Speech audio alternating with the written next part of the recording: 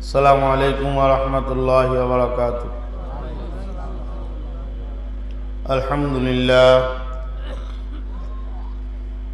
अल्हम्दुलिल्लाह नहमदुहु व नस्तईनुहु व नस्तगफिरुहु व नु'मिनु बिही व नतवक्कलु अलैहि व नऊज़ु बिल्लाहि मिन शुरूरि अनफुसिना व मिन सय्यिआति अअमालिना। मन यहदिहिल्लाहु फला मुदिल्ल लहु व मन युद्लिल्हु फला हादिय लहु। व नशहदु अल्ला इलाहा इल्लल्लाहु वहदहु ला शरीका लहु। व नशहदु अन्न सय्यिदना व मौलाना मुहम्मदन अब्दुहु व रसूलुहु।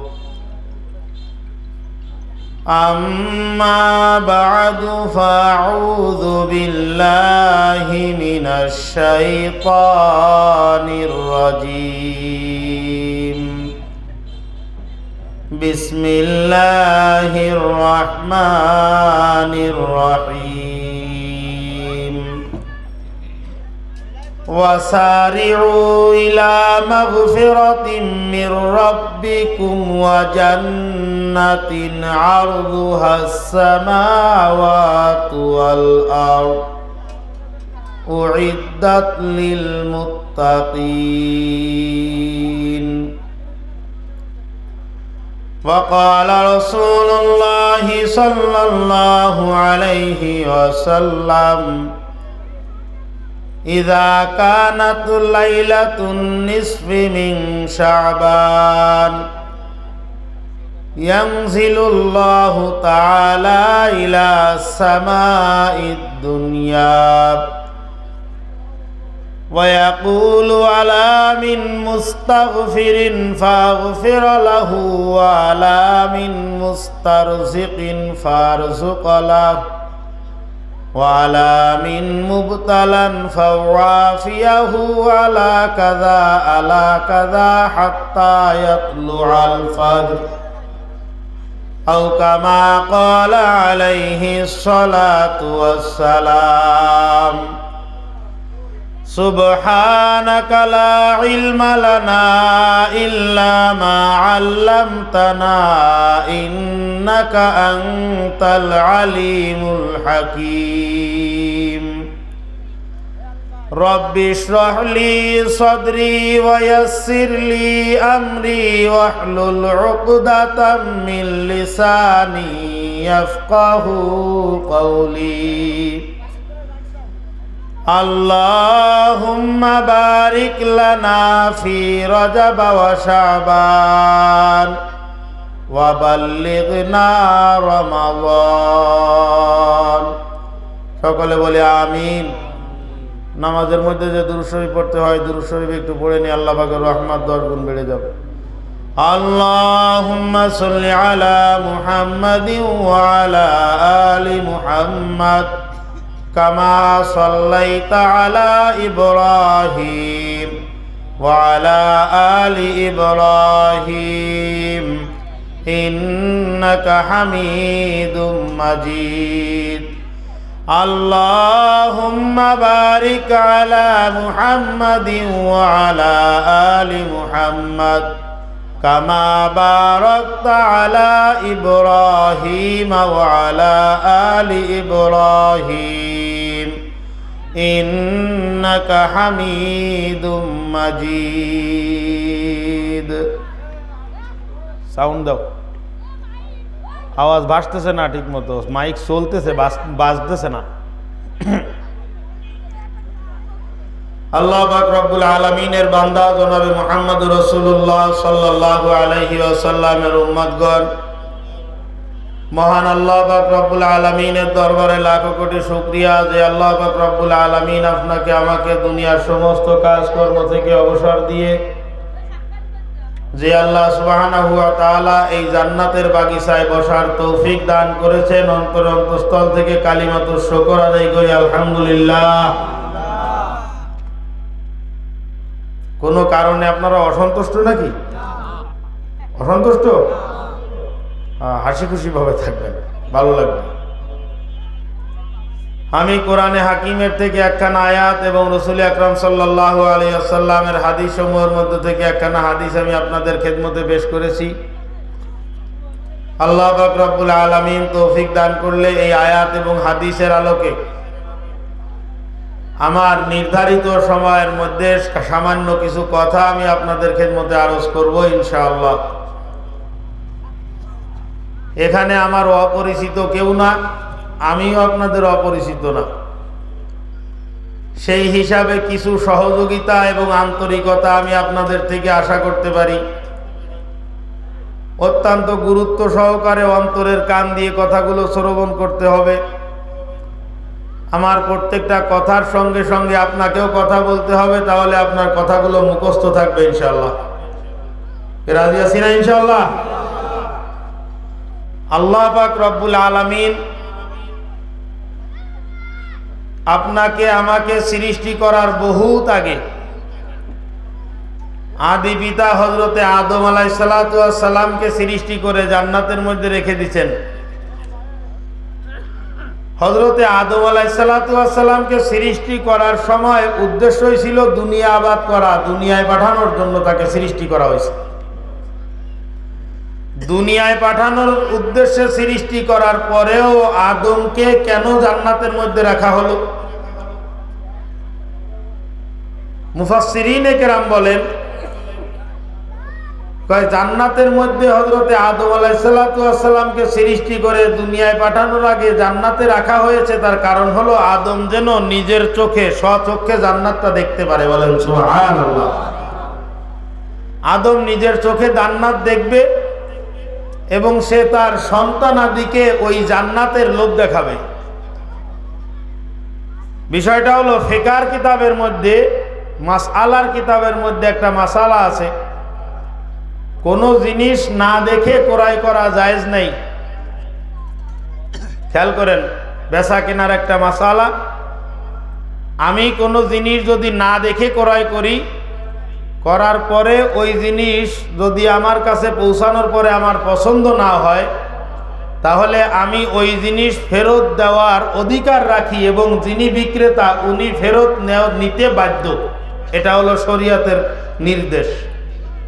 আমার কথা কি বুঝতেছেন? আল্লাহ পাক কোরআনে হাকিমের মধ্যে এক জায়গায় বলেছেন, ইন্নাল্লাহ আশতারা মিনাল মুমিনিনা আনফুসাহুম ওয়া আমওয়ালাহুম বিআন্না লাহুমুল জান্নাহ। আমি আল্লাহ পাক মুমিনের জান এবং মালকে ক্রয় করে নিয়েছি, বিনিময়ে তাদেরকে দিয়েছি জান্নাত। জোরে বলেন সুবহানাল্লাহ।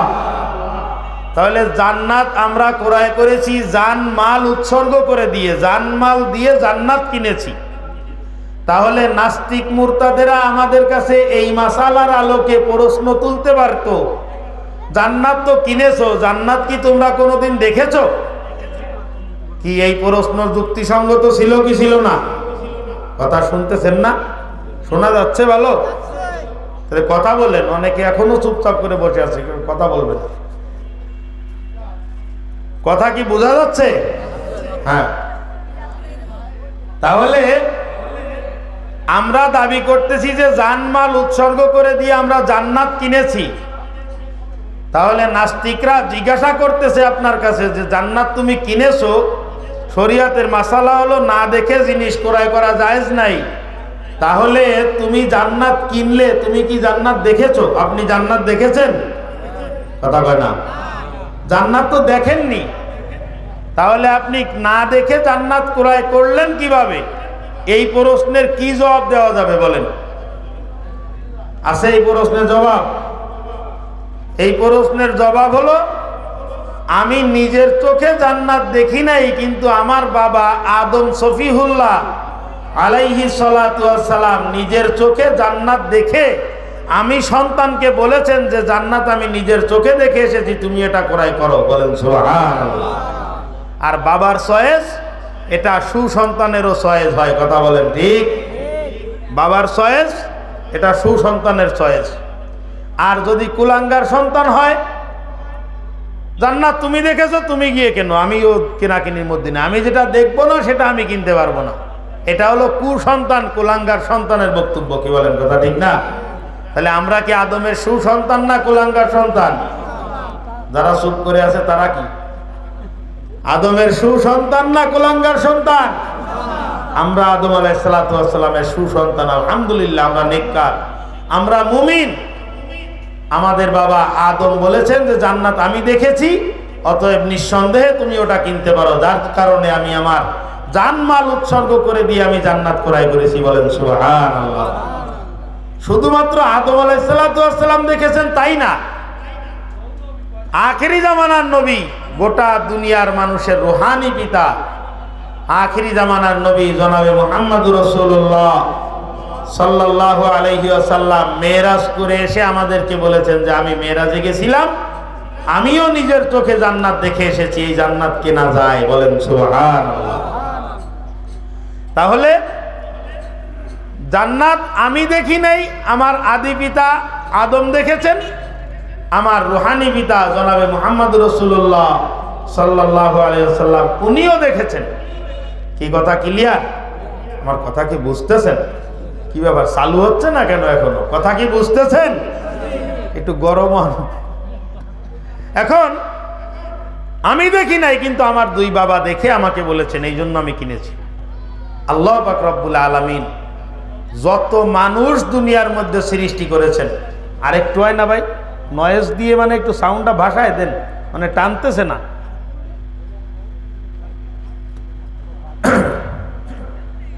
ইকো না, ইকো কমায় দেন, ইকো লাগবে না, আপনি সাউন্ড উঠায় দেন, এতেই যথেষ্ট। বাসায় দেন, মানে মাইক্রোফোনের জন্য টানে। এখন আমি আল্লাহ পাক রব্বুল আলামিন দুনিয়ার মধ্যে যত মানুষ সৃষ্টি করেছেন, পৃথিবীতে যত মানুষ সৃষ্টি করেছেন, সমস্ত মানুষের নামে, প্রত্যেকটা মানুষের নামে আল্লাহ পাক জান্নাতের মধ্যে একটা বাড়িও নির্মাণ করে রেখেছেন। বলেন সুবহানাল্লাহ। প্রত্যেকটা মানুষের জন্য পৃথিবীতে সেই আদম আলাইহিস সালাতু ওয়াস সালাম থেকে নিয়ে শুরু করে কিয়ামতের আগের দিন যিনি দুনিয়ায় আসবেন তার জন্যও কিন্তু জান্নাতে একটা বাড়ি নির্মাণ করা আছে। একটা মজার ব্যাপার না? কথা বলে, আরে সবার জন্য জান্নাতে বাড়ির সুসংবাদ দিচ্ছি, তারপরেও কয় মজার ব্যাপার না। এটা মজার ব্যাপার না? প্রত্যেকটা মানুষের জন্য জান্নাতের মধ্যে বাড়ি আছে। খুশি হন নাই? খুশি। এখন কিছু সংখ্যক মানুষ যারা আদমের সুসন্তান না, এইমাত্র ভাই অসীম ভাই আপনি একটু বসেন ওইখানে 5 মিনিট বসে সাউন্ড শোনেন আর অ্যাডজাস্ট করেন। কিছু সংখ্যক মানুষ যারা আদমের কুসন্তান, কুলাঙ্গার সন্তান, এরা তো ভাগ্য দোষে এবং কর্মদোষে জান্নাতে যেতে পারবে না। কি বলেন, পারবে? যত মানুষ সবাই জান্নাতে যাবে? আল্লাহ পাক স্পষ্ট কোরআনের মধ্যে বলেছে ফেরাউন জান্নাতে যাবে না, কারুন জান্নাতে যাবে না, হামান জান্নাতে যাবে না, সাদ্দাত জান্নাতে যাবে না, নমরুদ যাবে না, আবু জাহাল যাবে না, আবু লাহাব যাবে না, উতবা সাইবা যাবে না, ওলীদ ইবনে মুগিরা যাবে না, উমাইয়া ইবনে খালদ যাবে না। এগুলো ব্র্যান্ডেড শয়তান সবকটা, এরা তো কেউ জান্নাতে যাবে না। যাবে? এখানে একটা মাসআলা খুব ভালো করে খেয়াল করেন। কোন মানুষ সম্পর্কে এ কথা বলা যাবে না তুই জাহান্নামী, নাম উল্লেখ করে এটা বলা যাবে না, জায়েজ নাই। তুই জাহান্নামী এটা বলা যাবে না, অমুক জান্নাতি, আল্লাহু আকবার, অমুক জান্নাতি, এটা বলা যাবে না। এটা বলা আহলুস সুন্নাত ওয়াল জামাতের আকীদা বহির্ভূত। কাউকে জান্নাতের সার্টিফিকেট দেওয়া, কাউকে জাহান্নামের সার্টিফিকেট দেওয়া, এটা আহলুস সুন্নাত ওয়াল জামাতের চরিত্র না, আকীদা না। হ্যাঁ, কোরআন এবং সুন্নাহর মধ্যে যাদের ব্যাপারে জান্নাতের সুসংবাদ স্পষ্ট আছে, কোরআনের মধ্যেও আছে, হাদিসের মধ্যে আছে, তাদেরকে জান্নাতি জাহান্নামী বলা যাবে। যেমন আমি যে কয়জনের নাম নিলাম, এদের ব্যাপারে কোরআন সুন্নাহর মধ্যে স্পষ্ট বর্ণনা আছে যে এরা সব জাহান্নামী। এই জন্য বলা যাবে যে ফিরআউন জাহান্নামী, আবু জাহাল জাহান্নামী, আবু লাহাব জাহান্নামী, উতবা সাইবা জাহান্নামী, এটা বলা যাবে। আবু বকর সিদ্দিক জান্নাতি, উমর ইবনুল খাত্তাব জান্নাতি, উসমান ইবনে আফফান জান্নাতি, এগুলো বলা যাবে, কারণ এগুলো হাদিসের মধ্যে আছে। কি বলেন, কথা ঠিক না? তাহলে যাদের ব্যাপারে কোরআন হাদিস বলে দিছে জান্নাতি, তারা জান্নাতি, তাদেরকে বলা যাবে। যাদের ব্যাপারে কোরআন সুন্নাহ বলে দিছে এরা জাহান্নামী, তাদেরকে জাহান্নামী বলা যাবে। আসেন আমাদের মূল আলোচনার ধারাবাহিকতায় ভালো করে লক্ষ্য করেন। সামনে ইন্টারভিউ নেব, কিন্তু পরীক্ষা নেব। এই পরীক্ষায় ফেল করলে কিন্তু বেকার হয়ে যাবে। 7-8 জন নিয়ে বাড়িতে দাওয়াত খেতে উঠে বসবো, একদম মানে বেকার হয়ে যাবে। খেয়াল করেন, আল্লাহ পাক রব্বুল আলামিন প্রত্যেকটা মানুষের জন্য জান্নাতের মধ্যে বাড়ি নির্মাণ করেছেন। তাহলে যারা জান্নাতে যাবে না, এই বাড়িগুলা কি হবে? ফেরাউনের জন্য যে বাড়ি নির্ধারিত ছিল, আবু জাহালের জন্য যে বাড়িটা নির্ধারিত ছিল, এরা তো যাবে না, যেতে পারবে না। তাহলে এদের জায়গাটা, এদের ওই জান্নাতের জায়গাটা কি হবে? আল্লাহ পাককে জিজ্ঞাসা করা হলো। আল্লাহ পাক রব্বুল আলামিন কোরআনে হাকিমের 18 নম্বর পারায় সূরা মুমিনুনের মধ্যে তার জবাব দিয়েছেন। উলাইকা হুমুল ওয়ারিসুন আল্লাযীনা ইয়ারিসুনাল ফিরদাউসা হুম ফিহা খালিদুন। আল্লাহ পাক রব্বুল আলামিন বলতেছেন, প্রত্যেকটা মুমিন তাদের কৃতকর্মের দ্বারায় তাদের জান্নাত তো তারা অর্জন করে নিবে, সাথে সাথে যেই সমস্ত কাফেরদের জান্নাতগুলা খালি পড়ে থাকবে, আমি আল্লাহ পাক এগুলো মুমিনদেরকে বোনাস হিসাবে দান করে দেব। জোরে বলেন সুবহানাল্লাহ। এই এক একজন মুমিনকে আল্লাহ পাক রব্বুল আলামিন 10-10টা জান্নাতের মালিক বানায় দিবেন। সুবহানাল্লাহ বলেন। এক একটা জান্নাত গোটা দুনিয়ার 10 গুণের সমতুল্য। সবথেকে ছোট জান্নাতের মালিক যেই ব্যক্তি হবে, সে হবে এই তার জান্নাতটা হবে এই গোটা দুনিয়ার 10টা দুনিয়ার সমান। সুবহানাল্লাহ বলেন। এটা বুঝি আসার না বাজান, এটা বুঝি আসবে না। আলহামদুলিল্লাহ, আপনারা যদি সহযোগিতা করেন, খেয়াল করেন, আমি সামান্য কিছু, মানে আমি যতটুকু বুঝি আমি অতটুকু বোঝানোর চেষ্টা করব ইনশাআল্লাহ। যেহেতু আল্লাহ রাসূল নিজেই বলেছেন, ওয়ালা খতারা আলা কলবি বাশার, কোন মানুষ কল্পনাও করতে পারে না যে জান্নাতটা কেমন। তা যেখানে মুহাম্মদুর রাসূলুল্লাহ নিজের চোখে দেখে এসে বলতেছেন কেমন, এটা কল্পনা করা যায় না, তাহলে আমি ওইটা পড়ে তারপর আমি কিভাবে আপনাকে বুঝাবো? এটা কি বোঝানো সম্ভব? কিন্তু আমি যতটুকু বুঝি ততটুকু ইনশাআল্লাহ আমি আপনাকে বোঝাতে পারবো। খেয়াল করেন।